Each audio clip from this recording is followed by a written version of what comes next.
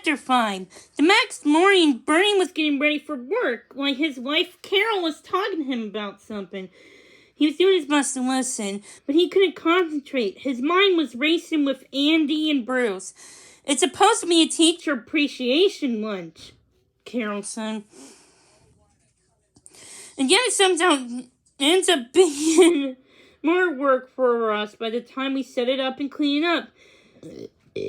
Sometimes I'd like to take a little less appreciation, you know. Bernie said. He nodded and smiled. Don't nod and me, Carol snapped. I showed you the nod and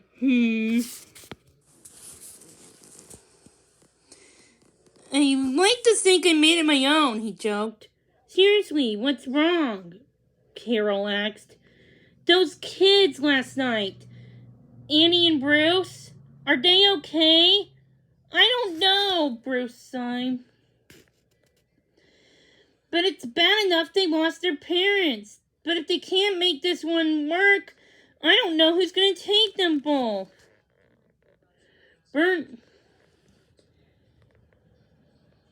Carol put her hands on Bernie's shoulders and turned to face him.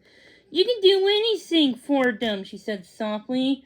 You can't bring your work home and let it make you crazy. You're right, Bernie said. The unfair thing is that they're really good kids. Across the same moment across town, those really good kids were raiding Lois Scudder's kitchen. Bruce had picked the locks off the cabins, and now he and Annie were dumping much food as they could into their bags. When the cabinets were empty, they moved on to the refrigerator. Bruce looked up from the armful of lunch meat he grabbed to see Lois staring at him.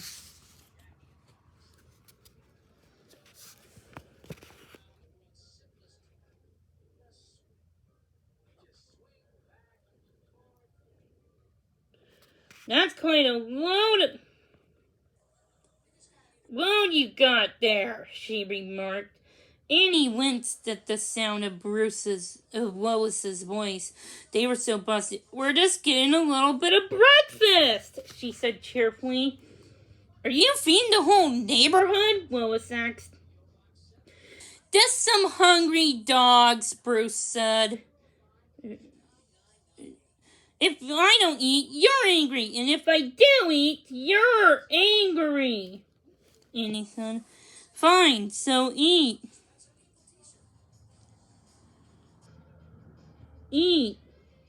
Luckily for you, I saved those dinners, so you can start those. Lois took 2 foil-wrapped plates from the refrigerator. She pulled the foil from the plates to reveal one at a time what may have been a yummy stew of some sort, but it was now a gray, dull mess. Go ahead, all of it. Let's go. Annie and Bruce set down their bags and reluctantly moved towards the plates of the kitchen table. Bruce held his plate to his nose and sniffed. One whiff and the stale odor made him shrink back in disgust. At that moment, a sad, slow howl cut through the quiet of the morning. Bruce thought it might have been his stomach screaming out in protest, but he realized the sound was coming from the dog. What is that? Lois asked. Annie and Bruce exchanged a quick look. They knew. They had to get away as quickly as they could, so their only way that Lois could let them go. They began shoving the gray masses into their mouth. Annie gagged. It was beyond gross, but she didn't know how she was going to clean her plate. The howling continued. To satisfy the kids' reading, Lois stirred away and started making her morning coffee. Annie and Bruce dumped the rest of the dinners into the backpack. When Lois turned back, Annie and Bruce were smiling at her. All done, Annie said, showing her clean. If you just eat the meals I make, maybe you wouldn't get so hungry in the morning. You're right. Thank you so much, Annie said as she and Bruce grabbed their bags and ran out of the kitchen. The plaintive howling continued. It grew even louder as the two got to the hotel. Finally, they sneaked inside the entrance. Racing up the stairs, they came to the room where they left Friday the night before. They found the Mastiff howling his heart out as he stared at the window shade sadly. What's the problem, old fella? Bruce asked.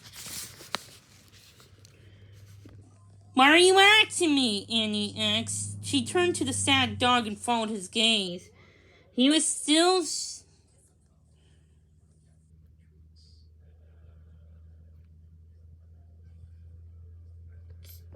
staring at the shade.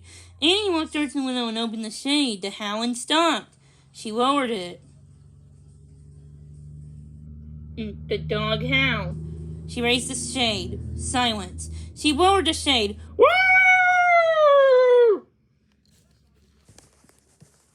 Finally, Annie left the shade. The Mastiff was now happy and quiet. Yet, that's it? She asked. All that noise so you can look out the window? Bruce shook his head.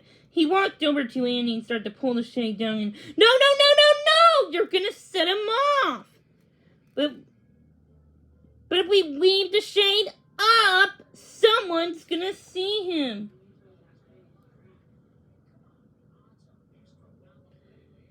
There's something I can compromise for a moment. Bruce stopped a moment. He looked around the room. I have an idea, he said after noticing a glass lampshade. Bruce closed the window shade and the howling began. Shh. Just bear with me, buddy, he said, trying to soothe the Mastiff.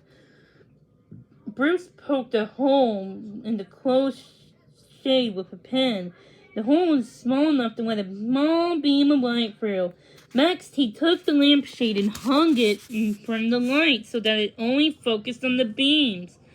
Now, with the lampshades acting as a lens, he projected the view from the window.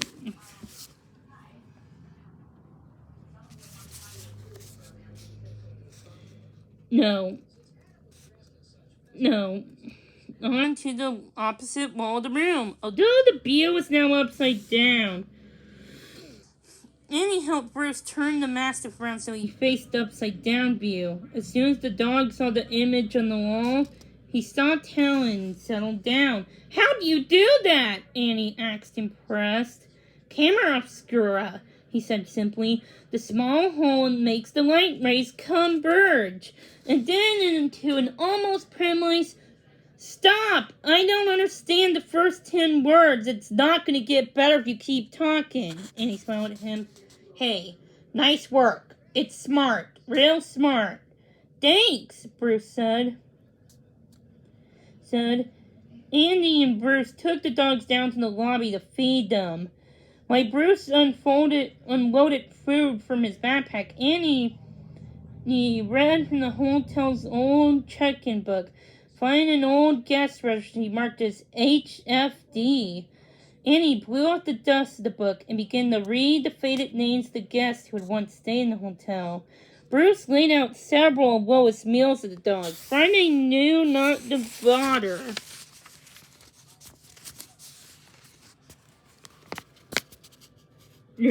So the other dogs moved in to investigate and quickly shooed away after one sniff.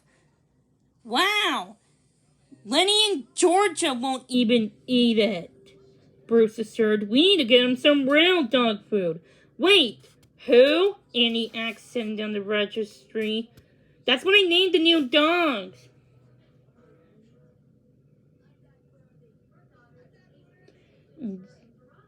No, Andy said. You can't name them. If you name them, you'll get attached to them. Oh, for goodness sake, Andy. Look at her. Tell me she is not a Georgia. Bruce pointed to the Boston Terrier who was licking his hand.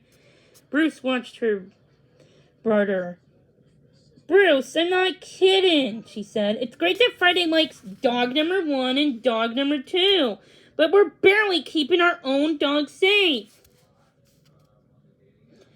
You know what happens if we get caught in here trespassing, breaking and entering. Bernie wasn't kidding. They're gonna split us up and ship us off.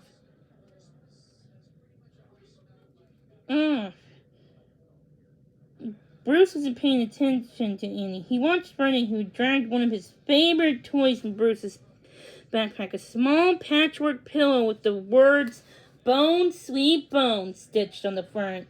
Friday sat on his pillow in the middle of the lobby, panting happily. He couldn't look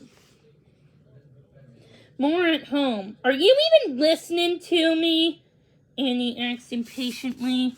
Bruce looked from Friday to his sister and gave her a hopeful smile. He wasn't as good at Friday at begging as Friday was, but he stared at Annie with his best puppy dog face. Annie sighed. Bruce was cheating. Those were doggy tactics, and they won her over every time. Okay, it's fine, she said, then added, for now. Bruce grinned. So I'll stay here and keep them entertained while you go out and grab them real food, okay? I'll be back. Bruce, Annie said, turning to leave. She noticed that Friday and dog number 1 were following her. Stay, Friday, she commanded. Stay, Georgia.